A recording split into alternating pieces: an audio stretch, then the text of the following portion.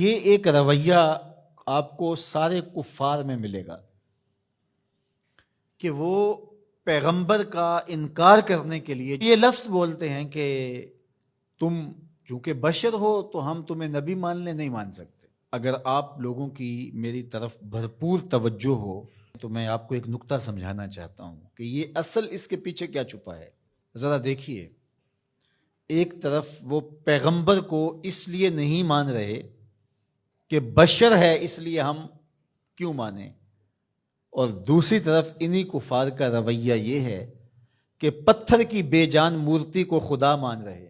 ماننے پہ آ جائیں تو مٹی کے بنے ہوئے بت کو خدا مان لیں، نہ ماننے پہ آئیں تو خوبصورت انسان کو پیغمبر بھی نہ مانے۔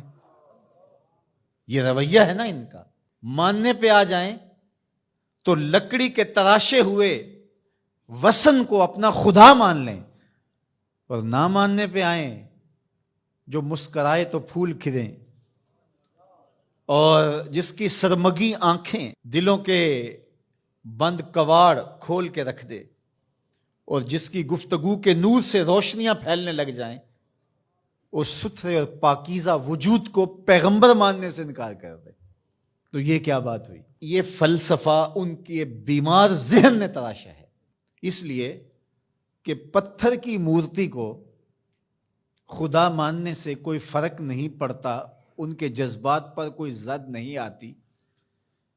لکڑ کے بنے ہوئے مجسمے کو خدا ماننے سے ان کو کوئی فرق نہیں پڑتا، کوئی قربانی نہیں دینی پڑتی۔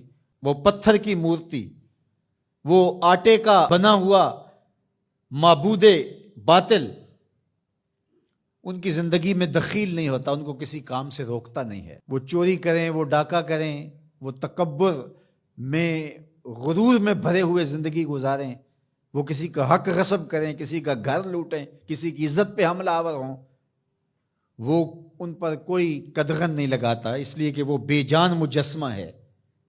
اس لیے اس کو ماننے میں ان کے نفس کو کوئی پرابلم نہیں ہے، اس لیے کہ وہ ان کے نفس پر شاک نہیں ہے۔ اور پیغمبر کو ماننے کا مطلب یہ ہے کہ پھر پیغمبر کی ماننا پڑے گی، اور پھر یہ بری عادتیں چھوڑنا پڑیں گی، اس لیے ان کا نفس مانے ہوتا ہے پیغمبر کو ماننے سے۔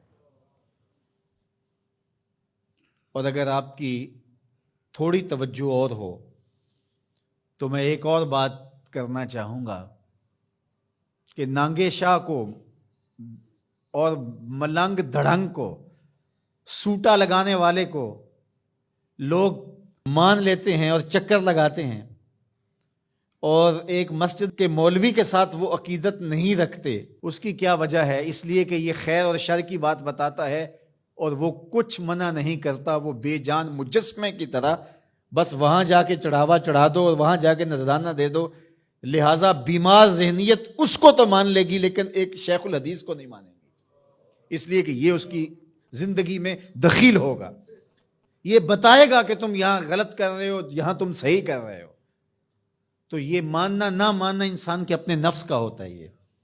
اس لیے ایک طرف تو پتھر کی مورتیوں کو مان رہے ہیں اور ان کو خدا مان رہے ہیں، اور نبیوں کا اس لیے انکار کرتے ہیں کہ تم بشر ہو اس لیے نہیں مان رہے، یعنی ہمارا کرائٹیریا یہ ہے، ہمارا معیار یہ ہے کہ ہم جو ہے وہ کسی بشر کو نبی نہیں مان سکتے۔ تو جب اتنا تمہارا معیار ہے تو پتھر کو خدا کیوں مان رہے ہو؟ مٹی کے مجسمے اور مادو کو خدا کیوں مان رہے ہو؟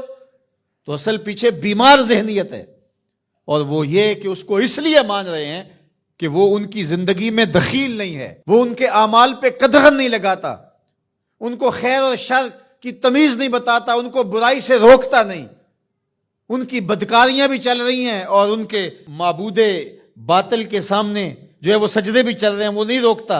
اچھا، ایک بات میں اور کرنا چاہتا ہوں، اور اگر آپ کی وہ توجہ ہو،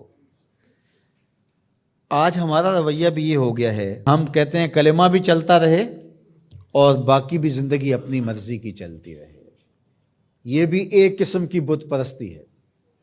قرآن مجید میں اس مضمون کو ذرا دیکھ لیجئے۔ افرأیت من اتخذ الہہ ہواہ، آپ نے اس شخص کو دیکھا اپنی خواہشات کو ہی اس نے اپنا معبود بنایا ہوا ہے۔ دین من مانی کا نام نہیں ہے، بلکہ یہ اپنے محبوب کے لیے اپنی خواہشات کو ترک کرنے کا نام ہے، لیکن ہم اپنی خواہشات کے بندے ہیں، ہم دین بھی اپنی خواہشات کے مطابق اختیار کرتے ہیں۔ یہ ساری گفتگو کے نتیجے میں اس پہ ہم خود اپنے آپ پہ غور کر لیں کہ ہم کہاں کھڑے ہیں۔